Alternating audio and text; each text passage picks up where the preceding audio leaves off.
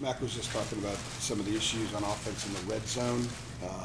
Kind of gave a little bit of his take on that. What is your take for some of the issues that you guys have had there? You know, the red zone, at the end of the day, that falls on me. But we have we've had some opportunities in the red zone. I thought we handled a number of them earlier in the season. That has not been the case the last few games here, and so.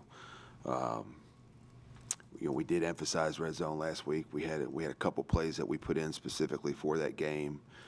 A couple of them popped for us. One of them was the touchdown to Diami, but execution down there, maybe some game planning, is something that we're going to emphasize this week because it has to get better. That's probably the area offensively right now that's the greatest concern, and it's just something we'll emphasize this week and look at what we need to do to take advantage of this week's opponent and take advantage of NC State next week. Mac talked a lot last week about how you need to run the quarterback to make your offense work, and you haven't had the opportunity to do that. What exactly value does being able to run Sam Moore bring to the offense? Well, I think with Sam or any quarterback that has some ability to run, if you watch football on Saturday, it is an integral part of the red zone. Back at Sam Houston, even at Ole Miss, I mean, we utilized the quarterback when we had success in the red zone. That was a part of it. But the fact that we aren't doing that right now because of the depth at that position is, it's an obstacle we have to overcome, but it's not an excuse. So for me, if we had more depth at quarterback and we were able to run the quarterback, we would do that. I think that would help us in the red zone. I think everybody feels that way. But that's not something that we have at our disposal right now, and so it's my job and it's our job to scheme it up and game plan it so that we can get in the end zone anyway, and that's what we plan to do the next couple weeks.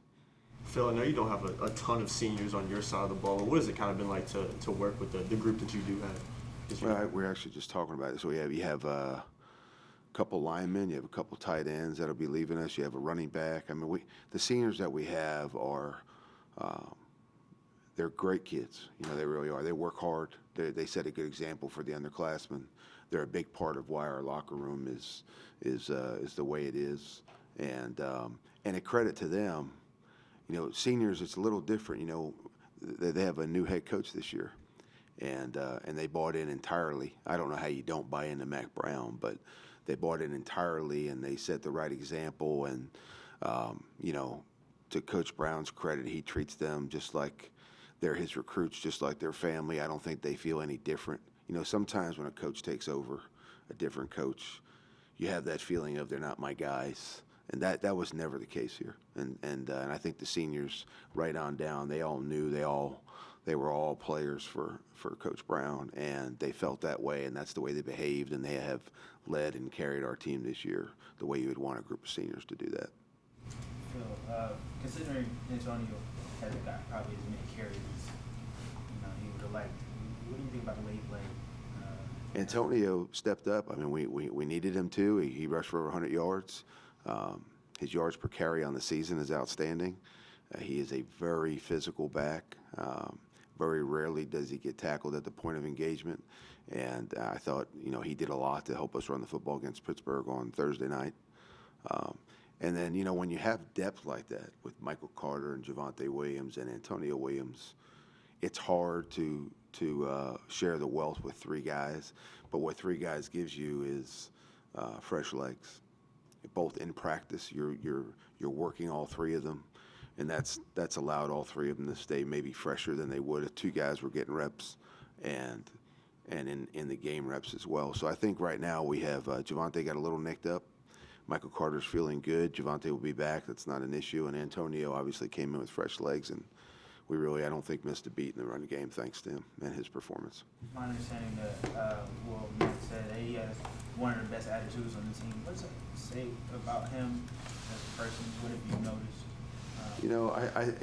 He's an incredible person, and I've gotten to know him really well, and I have a good relationship with him. And it is a very difficult situation sometimes for a 21, 22-year-old kid to not be the guy, particularly when he can play at this level. He's an exceptional running back, And so he has, he's accepted the role that he has here.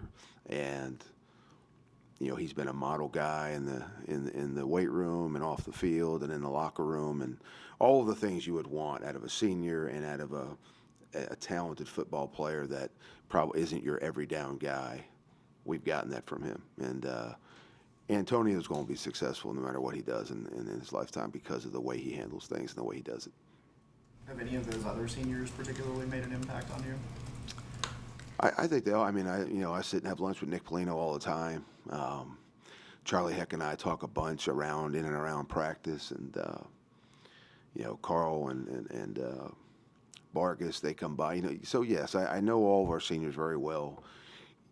Probably not as well as I would know them if I had been here for the last 4 years, but they're all easy to talk to. They're all personable. They're all great kids.